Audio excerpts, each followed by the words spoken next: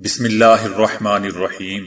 السلام علیکم دوستو، دنیا بھر کی ون لائن خبروں میں آج آپ سنیں گے، لیکن اس سے پہلے اگر ہو سکے تو سبسکرائب اور لائک ضرور کر لیں، کیونکہ اس سے ایک تو موٹیویشن اور کام کرنے میں مزہ آتا ہے، اور دوسرا آپ کی پسند کا پتہ چلتا ہے کہ آپ کو کس قسم کی خبریں پسند ہیں۔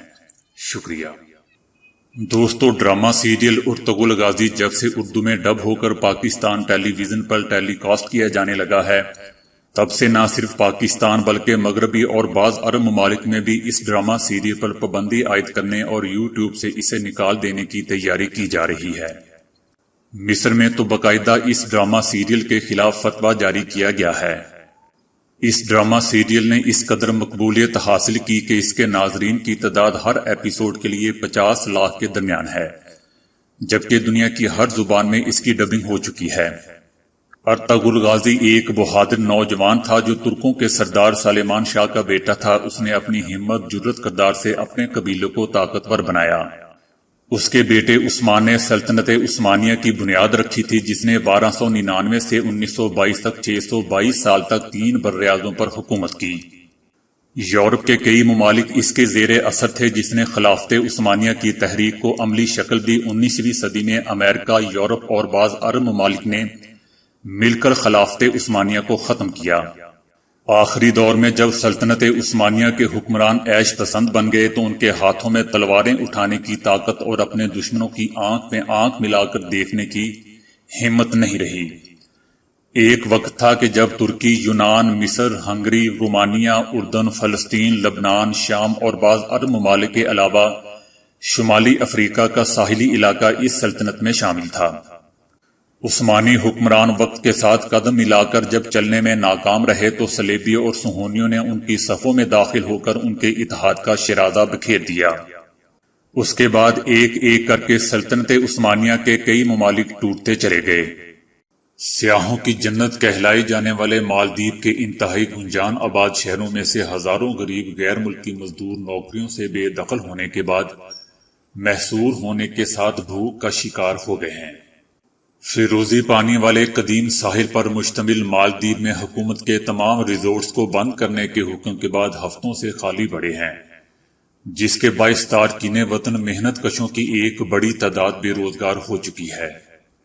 سنگاپور کی طرح مالدیپ بھی غیر ملکی مزدوروں پر بہت زیادہ انحصار کرنے والے ممالک میں شامل ہے۔ دارالحکومت مالے میں 2 مربع کلومیٹر کے علاقے کی کل آبادی تقریباً 1.5 لاکھ افراد میں سے نصف افراد بنگلہ دیش، بھارت اور سری لنکا سے تعلق رکھنے والے کارکن ہیں۔ ایک ریسٹوران میں کام کرنے والے 39 سالہ ذاکر حسین کا کہنا ہے کہ یہاں بہت بڑی بے یقینی اور خوف و ہراس پایا جاتا ہے اور انہیں 2 ماہ سے زیادہ عرصے سے تنخواہ نہیں ملی ہے۔ اس نے کہا کہ ہم اس بیماری سے پریشان ہیں۔ حالات کی تنگی کی وجہ سے تمام بنگلہ دیشی کارکن بھیڑ بکریوں کی طرح اکٹھے رہنے پر مجبور ہیں، کیونکہ باہر سیکیورٹی فورسز سڑکوں پر نکلنے والے مزدوروں کو روکتی ہے۔ مالدیپ کے حکام کا کہنا ہے کہ وہ غیر ملکی کارکنوں کو دارالحکومت سے باہر بہتر مکانوں میں منتقل کر رہے ہیں۔ کویت میں گزشتہ 24 گھنٹے میں کورونا کے 665 نئے مریض ریکارڈ کیے گئے ہیں، جبکہ اس کورونا کا شکار 508 افراد صحت یاب بھی ہوئے ہیں۔ کویت کی ہیلتھ منسٹر کے ترجمان کے مطابق کورونا میں مبتلا مزید 9 افراد جان کی بازی ہار گئے ہیں۔ کویت میں اب تک کورونا سے 165 افراد کی وفات ہوئی ہے۔ نئے تشخیص شدہ مریضوں میں زیادہ تر تارکین وطن ہیں، ان میں 195 بھارتی، 96 مصری اور 73 بنگلہ دیشی ہیں، جبکہ 148 کویتی شہری بھی ہیں۔ ہیلتھ منسٹر کا کہنا تھا کہ اس وقت اس خلیجی عرب ریاست میں کورونا کے 15,181 فعال کیسز ہیں۔ ان میں زیادہ تر کی حالت بہتر ہے اور صرف 182 انتہائی نگہداشت کے یونٹ میں زیر علاج ہیں۔ دنیا بھر میں کورونا لاک ڈاؤن کے باعث موبائل سے گیمز کھیلنے والے صارفین کی تعداد بڑھنے سے مارکیٹ کا مالیاتی حجم $77.2 ارب تک پہنچنے کا امکان ہے۔ دنیا کے اکثر علاقوں میں لوگوں کے گھروں میں محصور ہونے کی وجہ سے ان میں موبائل گیمز کا رجحان بڑھ رہا ہے۔ موبائل گیم صارفین کی تعداد اس سال 13.3% بڑھنے کا امکان ہے، جس سے اس شعبے کا عالمی مارکیٹ میں حجم بھی بڑھ رہا ہے، جو کہ $77.2 ارب ہونے کی توقع ہے۔ چین میں 2019 کے دوران 181 عجائب گھروں کا اضافہ ہوا ہے، جبکہ میوزیم کی سیر کرنے والوں کی تعداد 1 ارب 23 کروڑ رہی۔ عجائب گھروں کی کل تعداد بڑھ کر 5535 ہو گئی ہے۔ سال کے دوران عجائب گھروں کی سیر کرنے والوں کی تعداد میں بھی اضافہ ریکارڈ کیا گیا، جو 2019 کے مقابلے میں 10 کروڑ اضافے کے ساتھ 1 ارب 23 کروڑ تک پہنچ گئی۔ سعودی ہیلتھ منسٹر نے کہا ہے کہ پچھلے 24 گھنٹے کے دوران کورونا میں مبتلا مزید 2235 افراد کی نشاندہی ہوئی ہے، جبکہ کورونا سے متاثرہ مزید 9 افراد جان کی بازی ہار گئے ہیں۔ مریضوں کی مجموعی تعداد 74,000 سے زیادہ ہو گئی ہے، جبکہ 2148 افراد صحت یاب بھی ہوئے ہیں، جن کے ساتھ ہی اس مرض سے صحت یاب ہونے والوں کی مجموعی تعداد 45,670 ہو گئی ہے۔ مجموعی مریضوں میں سے 384 افراد کی حالت نازک ہے، جنہیں انتہائی نگہداشت کے یونٹ میں رکھا گیا ہے، جبکہ 28,728 مریضوں میں کورونا ایکٹیو ہے، جس کا علاج جاری ہے۔ آسٹریلیا کے شہر سڈنی میں 2 تعلیمی ادارے کھلنے کے 2 دن بعد ہی طلباء کا کورونا ٹیسٹ پازیٹیو آنے پر بند کر دیے گئے۔ سڈنی اور مشرقی ریاستوں میں کورونا کے باعث 2 ماہ کے طویل لاک ڈاؤن کے بعد 1 دن قبل ہی تعلیمی ادارے کھولے گئے تھے۔ دونوں تعلیمی ادارے موریا کالج اور ویورلے کالج، جہاں بچوں کے کورونا ٹیسٹ پازیٹیو آئے ہیں، ایک دوسرے سے محض 2 کلومیٹر کے فاصلے پر واقع ہیں۔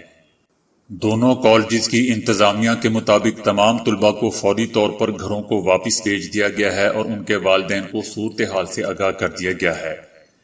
دونوں تعلیمی اداروں میں ایک طالب علم کا کورونا ٹیسٹ پازیٹیو آیا تھا۔ جاپان نے دنیا بھر میں کورونا کی وبا سے پیدا ہونے والی مشکلات پر قابو پانے کے لیے پاکستان کے ساتھ مسلسل تعاون کی پیشکش کی ہے۔ سری لنکن پولیس نے بین الاقوامی کرکٹر شیہان مادھو شنکا کو ہیروئن رکھنے کے الزام میں گرفتار کیا ہے۔ سری لنکن قومی کرکٹ ٹیم کے 25 سالہ شیہان مادھو شنکا، جنہوں نے 2018 میں اپنے ڈیبیو میچ میں ہیٹ ٹرک سکور کی تھی، مجسٹریٹ نے 2 روزہ ریمانڈ پر پولیس کے حوالے کر دیا ہے۔ دائیں بازو کے تیز گیند باز نے جنوری 2018 میں اپنے ون ڈے انٹرنیشنل ڈیبیو پر بنگلہ دیش کے خلاف ہیٹ ٹرک کی تھی۔ انہوں نے 2018 میں بنگلہ دیش کے خلاف صرف 2 T20 انٹرنیشنل میچز بھی کھیلے تھے۔ ایک تحقیق کے نتیجے میں یہ بات سامنے آئی ہے کہ عالمی وبا کورونا سے بچاؤ کے لیے استعمال کیے جانے والے فارمولے سماجی دوری سے دل کی صحت متاثر ہو سکتی ہے۔ طبی ماہرین کے مطابق اپنے پسندیدہ لوگوں کے ساتھ رہنے سے نہ صرف آپ اچھا محسوس کرتے ہیں بلکہ اس سے صحت بھی اچھی ہوتی ہے۔ سماجی دوری کے نتیجے میں دل کی بیماریوں میں 40% اضافہ ہوا ہے، جن میں دل سے دماغ کی جانب خون کی ترسیل میں کمی اور دل کا دورہ پڑنا شامل ہے۔ تحقیق میں 4316 افراد کو شامل کیا گیا جن کی عمریں 60 سال سے کم تھیں۔ تحقیق کی ابتدا میں ان سب کو دل کے عارضے کی کوئی شکایت نہیں تھی۔ تحقیق میں لوگوں سے ملنے جلنے کے نتیجے میں مجموعی صحت پر آنے والے اثرات کو زیر غور لایا گیا۔ تحقیق میں شادی شدہ افراد، اپنے خاندان یا قریبی دوستوں سے ملنے جلنے والے، کسی سیاسی یا مذہبی جماعت کے ممبر اور دفتر جانے والے افراد بطور رضاکار شامل ہوئے۔ جرمنی کی ایسن یونیورسٹی ہاسپٹل کی ڈاکٹر جینی گرون کے مطابق ریسرچ کے نتیجے میں ہم اس نقطے پر پہنچے ہیں کہ معاشرتی تعلقات کی انسانی زندگی میں بہت اہمیت ہے۔ معاشرتی تعلقات کے ہونے کے سبب نہ صرف دل کی صحت بلکہ انسانی جسم میں بلڈ پریشر، کولیسٹرول لیول متوازن سطح پر رہتا ہے اور وزن بھی نہیں بڑھتا۔ ماہرین نے کہا ہے کہ ہمیں اس وقت ضرورت ہے کہ ہم اپنی مجموعی صحت، دل کی صحت اور زندگی لمبی بنانے کے لیے مؤثر راستے اختیار کرتے ہوئے معاشرتی تعلقات کو مضبوط بنائیں۔ ان کا یہ بھی کہنا تھا کہ سماجی دوری اگرچہ وقت کا تقاضا ہے، مگر ہمیں ہماری زندگیوں میں معاشرتی تعلقات کی اہمیت کو جاننا چاہیے۔ انہوں نے کہا کہ ہم اپنے تعلقات کو زندہ رکھنا اور خوشگوار بنانے کی کوئی کوشش نہیں کرتے۔ اس عالمی وبا نے ہمیں موقع دیا ہے کہ ہم آپس میں باہمی تعلقات کی اہمیت کو جانیں اور اپنے معاشرتی تعلقات کو بہتر بنائیں۔ ماہرین کے مطابق اس عالمی وبا میں جدید ٹیکنالوجی کا بھرپور طریقے سے استعمال کریں اور اپنے معاشرتی تعلقات کو برقرار رکھیں۔ سعودی عرب نے مرحلہ وار کرفیو کھولنے کا اعلان کر دیا ہے۔ مکہ مکرمہ اس سہولت سے مستثنی ہوگا۔ سعودی عرب میں اس ہفتے کرفیو کے اوقات میں کمی لائی جائے گی۔ اگلے ماہ کی 21 تاریخ سے مکہ کے علاوہ پورے ملک میں کرفیو ہٹا دیا جائے گا۔ مساجد میں حفاظتی تدابیر کی پابندی لازمی ہوگی۔ مسجد الحرم میں جمعہ اور باجماعت نمازیں احتیاطی تدابیر کے ساتھ جاری رہیں گی، تاہم عمرہ اور مسجد نبوی میں زیارت کی عارضی معطلی جاری رہے گی۔ دبئی نے بدھ 27 مئی سے جم، سینما گھر اور دوسری کاروباری سرگرمیاں دوبارہ شروع کرنے کی اجازت دینے کا اعلان کیا ہے۔ کاروباری مراکز اور عوامی مقامات پر تمام افراد چہروں پر ماسک پہننے کے پابند ہوں گے اور عوامی مقامات پر لوگ ایک دوسرے سے کم 2 میٹر کا فاصلہ لازمی برقرار رکھیں گے۔ جن کاروباروں کو کھولنے کی اجازت دی جا رہی ہے ان میں تھوک اور پرچون کی دکانیں، تعلیمی اور تربیتی ادارے، بچوں کے تربیتی مراکز، کھیلوں کی اکیڈمیاں، جم خانہ، فٹنس کلب، سینما گھر اور مختلف تفریحی سرگرمیاں شامل ہیں۔ عالمی ادارہ صحت نے کورونا کے لیے ہائیڈروکسی کلوروکوئین کا کلینیکل ٹرائل روکنے کی ہدایت کر دی ہے۔ عالمی ادارہ صحت کے مطابق مختلف ملکوں میں کورونا سے بچاؤ کے لیے دواؤں پر کام کرنے والی تنظیم کی سفارش پر پابندی لگائی گئی ہے۔ نئی تحقیق میں یہ بات سامنے آئی ہے کہ یہ دوا کورونا کے مریضوں میں موت کے امکانات بڑھا سکتی ہے۔ بھارت میں ایک نوجوان نے محض اس بات پر اپنی زندگی کا خاتمہ کر لیا کہ اس کے والدین نے موبائل فون پر انٹرنیٹ پیکج ری چارج کروانے سے منع کر دیا تھا۔ بھارت کی ریاست مدھیہ پردیش میں 20 سالہ نوجوان کا یہ ایک منفرد واقعہ سامنے آیا ہے۔ پولیس کے مطابق نوجوان اپنی ماں سے بار بار انٹرنیٹ پیکج کو ری چارج کروانے کا مطالبہ کر رہا تھا، جبکہ ماں کے انکار پر وہ جذباتی ہو گیا، جس کے بعد اس نے یہ انتہائی قدم اٹھا لیا۔ عالمی ادارہ صحت WHO نے کہا ہے کہ وہ ممالک جہاں کورونا کی وبا میں کمی واقع ہو رہی ہے، اگر وہ اس وبا کو روکنے کے اقدامات سے بہت جلد دستبردار ہو جائیں گے تو پھر انہیں وبا کی دوسری لہر کا سامنا کرنا پڑ سکتا ہے۔ بہت سارے ممالک میں مریض کم ہو رہے ہیں تو وسطی اور جنوبی امریکہ، جنوبی ایشیا اور افریقہ میں بڑھ رہے ہیں۔